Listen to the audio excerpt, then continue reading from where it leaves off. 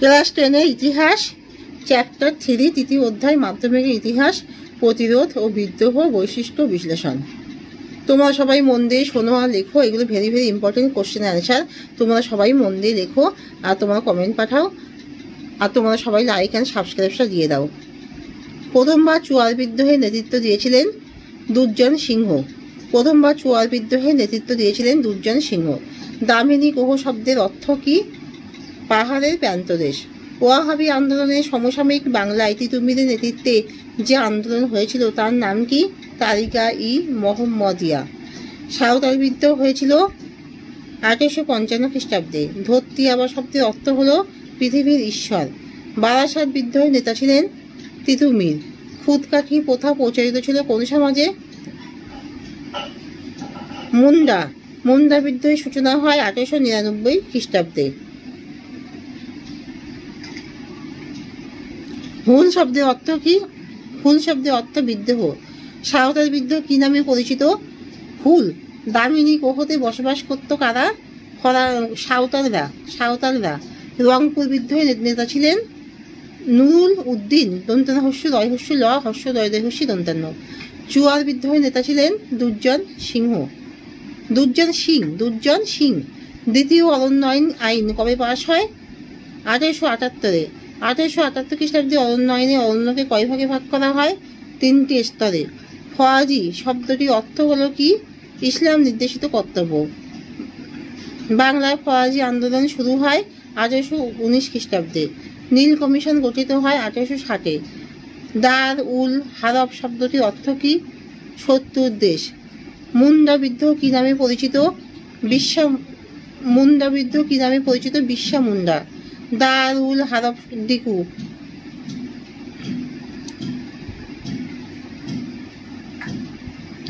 বাংলার নানা সাহেব কাকে বলা হয়? তারে মুন্ডা বিদ্রোহ কি নামে পরিচিত? মুন্ডা বিদ্রোহ হলো বিশ্বা মুন্ডা নামে পরিচিত। বাংলার নানা সাহেব কাকে বলা হয়? রামরতন মল্লিককে। বাংলার ওয়ার্ড টাইটেলার কাদের বলা হয়? ওয়ার্ড টাইটেলার দিগম্বর বিশ্বাস ও বিষ্ণুচরণ বিশ্বাসকে। উল গুলান বলতে কি বোঝায়? চরম বিশৃঙ্খলা। চাইবাসার যুদ্ধ কবে হয়েছিল? 1820 থেকে 21 খ্রিস্টাব্দে হয়েছিল। বিশ্বা মুন্ডা কবে মারা গিয়েছিল? 1900 খ্রিস্টাব্দে 9 জুন। ফরাজি কথাটি অর্থ কি? বাধ্যতামূলকভাবে ঈশ্বর নির্ধারিত বাধ্যতামূলক কর্তব্য। 1878 খ্রিস্টাব্দে অরণ্য আইনে অরণ্যকে কয়টি ভাগে ভাগ করা হয়? 3টি স্তরে। সুই মুন্ডা কোন বিদ্রোহের নেতৃত্ব দেন? কোল বিদ্রোহ। হিন্দু প্যাট্রিয়ট পত্রিকার সম্পাদক কে ছিলেন? হরিশ্চন্দ্র মুখোপাধ্যায় ছিলেন। সন্ন্যাসী বিদ্রোহের দুজন নেতার নাম কি? ভবানী পাঠক এবং দেবী চৌধুরানী। ওয়াহাবি কথার অর্থ কি? নবজাগরণ। পাগলপন্থী বিদ্রোহে কে নেতৃত্ব দেন? ফকির কলম শাহের পুত্র টিপু শাহ। দাদন কথার অর্থ কি? অগ্নিমর্থ। নীল দর্পণ নাটক কে রচনা করেন? দীনবন্ধু মিত্র। ভারতে প্রথম অরণ্য আইন কবে পাশ হয়েছিল? 1865 খ্রিস্টাব্দে। রামপা বিদ্রোহ কোথায় হয়েছিল? অন্ধ্রপ্রদেশের গোদাবরী অঞ্চলে। তিতুমিরের আসল নাম কি? মীর নিসার আলী। ফরাজি কথাটি এসেছে কোন শব্দ থেকে? ফরাজ শব্দ থেকে। ফরাসি আন্দোলনের প্রতিষ্ঠাতা কে ছিলেন? হাজি শরীয়ত উল্লাহ। রংপুরের বিদ্রোহীরা কাকে নবাব উপাধিতে ভূষিত করে? নুরুল উদ্দিনকে। বঙ্গীয় প্রজাস্বত্ব আইন কবে পাশ হয়েছিল? 1855 খ্রিস্টাব্দে। নীল চাষীদের অভিযোগ খতিয়ে দেখতে কোন কমিশন গঠিত হয়? নীল কমিশন 1860 খ্রিস্টাব্দে। পরে বঙ্গীয় প্রজাস্বত্ব আইন পাশ হয় 1855 খ্রিস্টাব্দে। গোলাম মাসুম কে তিতুমিরের প্রধান সেনাপতি? কে ভিল বিদ্রোহ দমন করেন? 1827 খ্রিস্টাব্দে আউটাম ভিল বিদ্রোহ আউটাম ভিল বিদ্রোহ দমন করেন।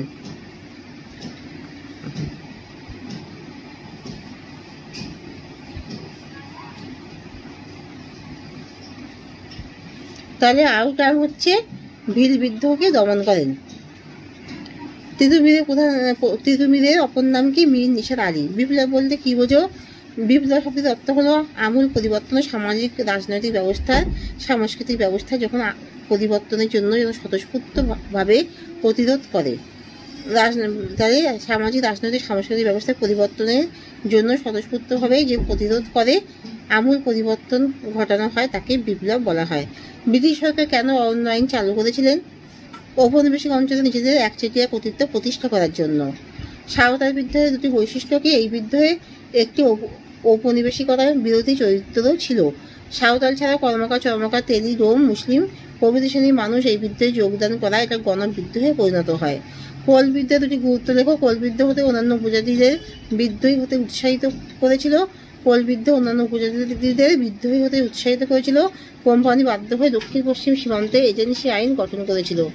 মুন্দা বিদ্রোহের দুটি গুরুত্ব লেখো। এই বিদ্রোহের পর উপজাতি এলাকায় ভূমি বন্দোবস্তের পরিকল্পনা গ্রহণ করা হয়। এই বিদ্রোহ দ্বারা বিকাশ সম্পদা নিষিদ্ধ হয়। কবে, কোথায়, কার নেতৃত্বে নির্বিদ্রোহ শুরু হয়? 1859 খ্রিস্টাব্দে বিষ্ণুচরণ বিশ্বাস ও দিগম্বর বিশ্বাসের নেতৃত্বে কৃষ্ণনগরের চৌগাছা গ্রামে এই বিদ্রোহ শুরু হয়। কোম্পানির আমলে দুটি ভূমিদায়স্য নীতি কি? 1793 খ্রিস্টাব্দে চিরস্থায়ী বন্দোবস্ত এবং মহল ওয়াদি, মহল ল ও দুশাকা রয়হস্যি, মহলওয়াদি বন্দোবস্ত। কোল বিদ্রোহ দুটি কারণ কি? তাদের নগদ করদানে বাধ্য করা হয়েছিল।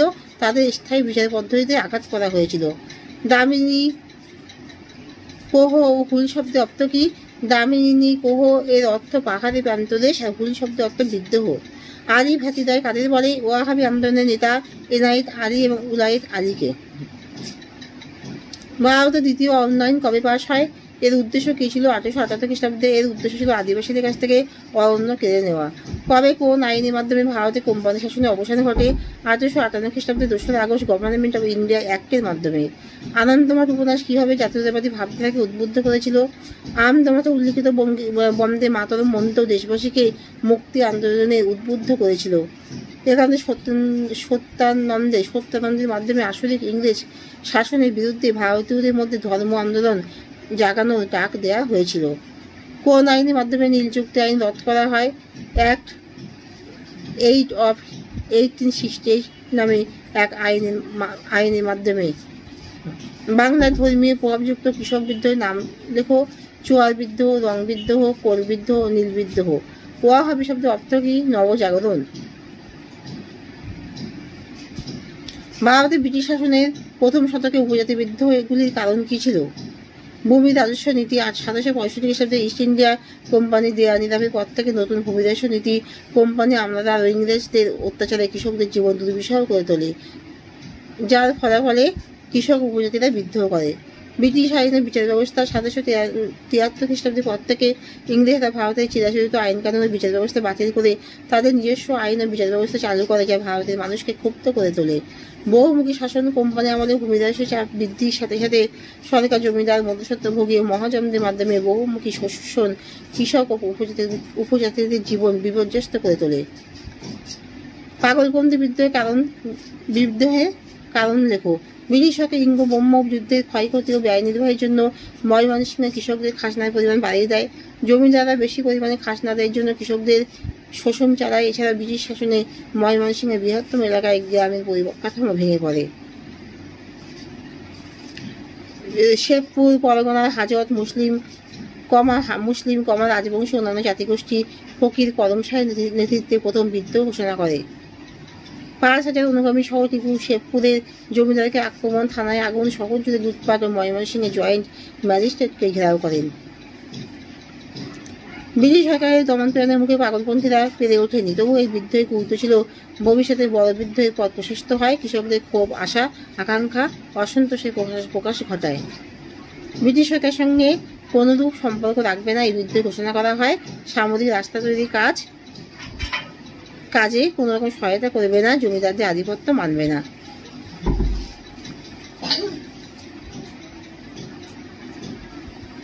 সাঁওতাল বিদ্রোহের কারণ লেখো। সাঁওতাল বিদ্রোহের কারণ হলো জমিদারদের অত্যাচার। সাঁওতাল বিদ্রোহের প্রধান কারণ হলো জমিদারদের অত্যাচার।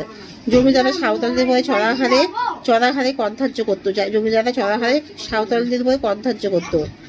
রাজস্ব আরোপ। এই উপজাতি সম্প্রদায়ের মানুষেরা বন জঙ্গলের জমিকে চাষযোগ্য করে তুললেও তার উপরে কোম্পানি ও সরকার নিযুক্ত জমিদাররা রাজস্ব চাপাতো, যা ছিল এই বিদ্রোহের অপর একটি কারণ।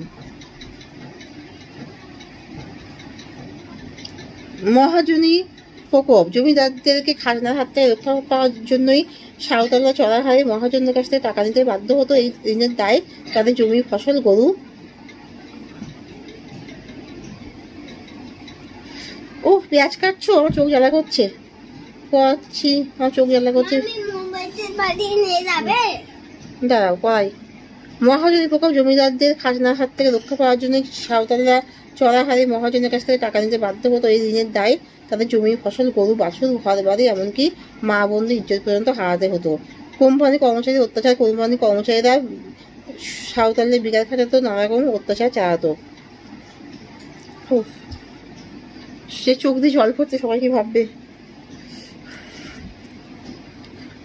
সন্ন্যাসী ও ফকির বিদ্রোহের চরিত্র বিশ্লেষণ করো।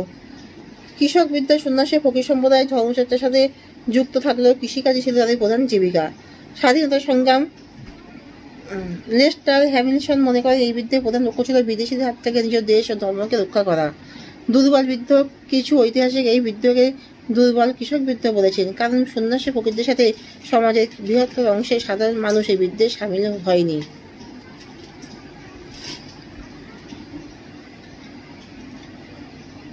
ঔপনিবেশিক অরণ্য আইন কেন প্রণয়ন করা হয়? ভারতে ঔপনিবেশিক অরণ্য আইন প্রণয়নের কারণ ছিল নৌবাহিনী তথা নৌশিল্পের জন্য প্রয়োজনীয় প্রচুর কাঠের যোগান, কাগজ শিল্পের জন্য প্রচুর কাঠ এবং ভারতের রেলপথ সম্প্রসারণের জন্য প্রচুর পরিমাণে কাঠের প্রয়োজন।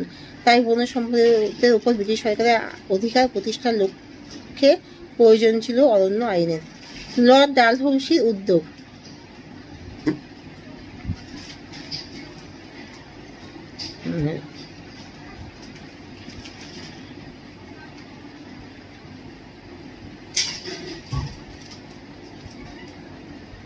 আঠারোশো পঞ্চান্ন খ্রিস্টাব্দে ভারতের গভর্নর জেনারেল লর্ড ডালহৌসি ভারতীয় বন সম্পদ সনদ নামে একটি আইন পাশ করে ভারতীয় অরণ্যের উপর সরকারের নিয়ন্ত্রণ জারি করেন।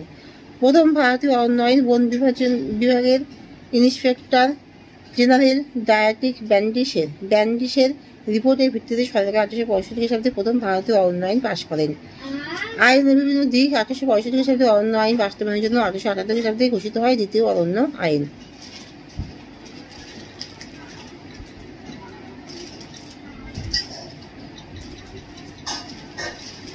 নীল বিদ্রোহের কারণ ও বৈশিষ্ট্য আলোচনা করো। নীল বিদ্রোহের কারণ ও বৈশিষ্ট্য। বাংলা 19 শতকে সংগঠিত কৃষক বিদ্রোহ অন্যতম ছিল 1459 খ্রিস্টাব্দে নীল বিদ্রোহ। এই বিদ্রোহে বাংলার সাধারণ কৃষক শ্রেণী স্বতঃস্ফূর্তভাবে অংশগ্রহণ করেছিল। এই বিদ্রোহের প্রধান কারণগুলি হল নীল চাষের পদ্ধতি নীল করা, সাহেবদের নিজেদের খাস জমিতে সস্তায় শ্রমিক এনে নীল চাষ করা হতো, যা এলাকা চাষ নামে পরিচিত। আবার কৃষকদের নিজস্ব জমিতে অগ্রিম অর্থ ঋণ দিয়ে কৃষকদের নীল চাষ করতে বাধ্য করত। এই দুই প্রকার পদ্ধতিতে সম্পূর্ণভাবে ক্ষতিগ্রস্ত হতো কৃষক সম্প্রদায়, যা নীল বিদ্রোহের প্রেক্ষাপট তৈরি করেছিল বলে মনে করা হয়। দাদন প্রথা। নীলকর সাহেবরা কৃষকদের বিঘা প্রতি 2 টাকা দাদন দিত, যা কৃষকরা শোধ করলেও নীলকর সাহেবের খাতায় কৃষকদের ঋণ থেকেই যেত। এই ভয়ানক তুলেছিল। শোষিত প্রথা কৃষক সম্প্রদায়কে নীলকর সাহেবদের প্রতি দীর্ঘদিন ধরে ক্ষুব্ধ করে। জমির মাপে কারচুপি। নীলকর সাহেবরা দাদন প্রথা অনুযায়ী জমির মাপে ব্যাপক কারচুপি চালাতো, ফলে চাষিকে নীল চাষে নিজের প্রচুর জমি ব্যবহার করতে হতো। নীল চাষে বাধ্য করা। ঋণগ্রস্ত কৃষকদের বড় বড় নির্মম প্রকৃতির নীলকর সাহেবরা জোর করে ধান ও অন্যান্য শস্যের চাষ বন্ধ করে নীল চাষে বাধ্য করত। এর ফলে চাষিদের খাওয়ার জন্য ধান উৎপাদনও বন্ধ হয়ে যায়, যা নীল বিদ্রোহের অন্যতম কারণ। ফরিদপুরে ইংরেজ ম্যাজিস্ট্রেট নীল কমিশনে সাক্ষ্য দিতে গিয়ে বলেছিলেন, ইংল্যান্ডে নীলের যে সকল বাক্স পৌঁছায় তা বাংলা চাষির রক্তে রঞ্জিত।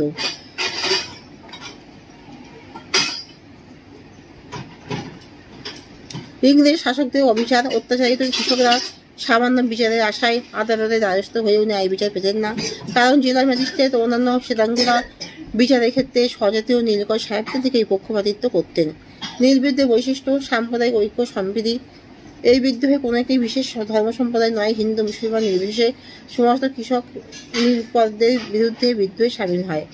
জমিদারদের অংশগ্রহণ। বাংলার কিছু জমিদার এই বিদ্রোহে কৃষকদের সাথে যোগদান করে নীল চাষের বিরোধিতা করেছিল।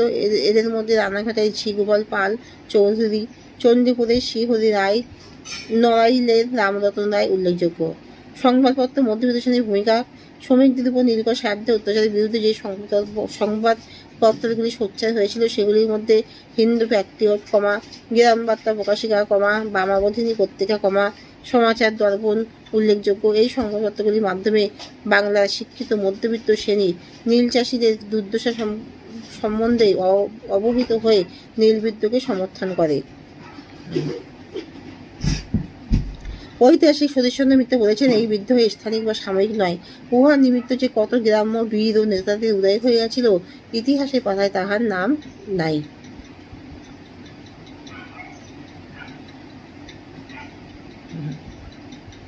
ব্রিটিশ শাসনকালে ভারতে সংগঠিত বিভিন্ন কৃষক ও আদিবাসী বিদ্রোহের কারণ কি ছিল?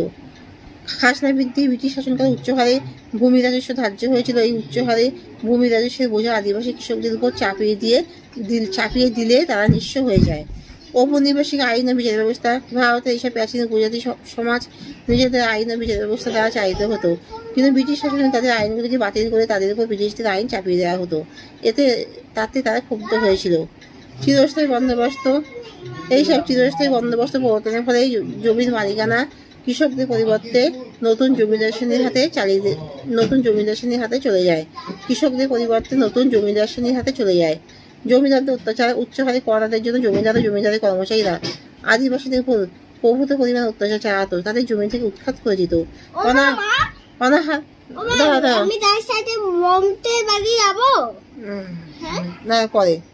অনাহার, দারিদ্র, অনাহার ছিল এদের নিত্যসঙ্গী। তার উপর ব্রিটিশ সরকার খাদ্যশস্যের পরিবর্তে নীল, পাট, তুলো প্রভৃতি চাষ করাতে শুরু করে।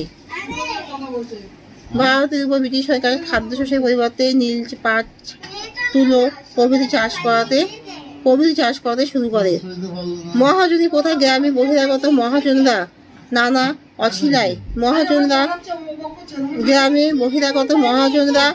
নানা অছিলায় আদিবাসীদের ঋণজালে জড়িয়ে ফেলে।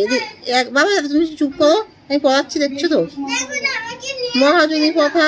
গ্রামে বহিরাগত মহাজনরা নানা অছিলায় আদিবাসীদের ঋণজালে জড়িয়ে ফেলে। একবার ঋণ দিলে সারা জীবন থেকে তাদের ঋণ থেকে নিস্তার পেত না। শিল্প ধ্বংস। ব্রিটেনের শিল্প বিপ্লবে উৎপাদিত পণ্য ভারতের বাজারে বিক্রি করার জন্য ব্রিটিশ সরকার ভারতের কুটির শিল্পকে ধ্বংস করে দেয়। তার ফলে শিল্পের কারিগররা বেকার হয়ে পড়ে। তো এখানে শেষ করছি। তোমরা সবাই লাইক অ্যান্ড সাবস্ক্রাইবটা দিয়ে দিও। তোমাদের যাদের মনে হয়েছে এই পড়ানো খুব ভালো, very very important question answer, তোমরা সবাই সাবস্ক্রাইবটা দিয়ে দাও। আমার মেয়ে, এসো এইদিকে বাবু। হ্যাঁ, সবাইকে বলে দাও লাইক অ্যান্ড সাবস্ক্রাইবটা দিয়ে দিতে। তোমরা সবাই লাইক অ্যান্ড সাবস্ক্রাইবটা দিয়ে দাও। সবাইকে টাটা করে দাও, টাটা করো, বুঝবে না? আচ্ছা, এখানে রাখছি।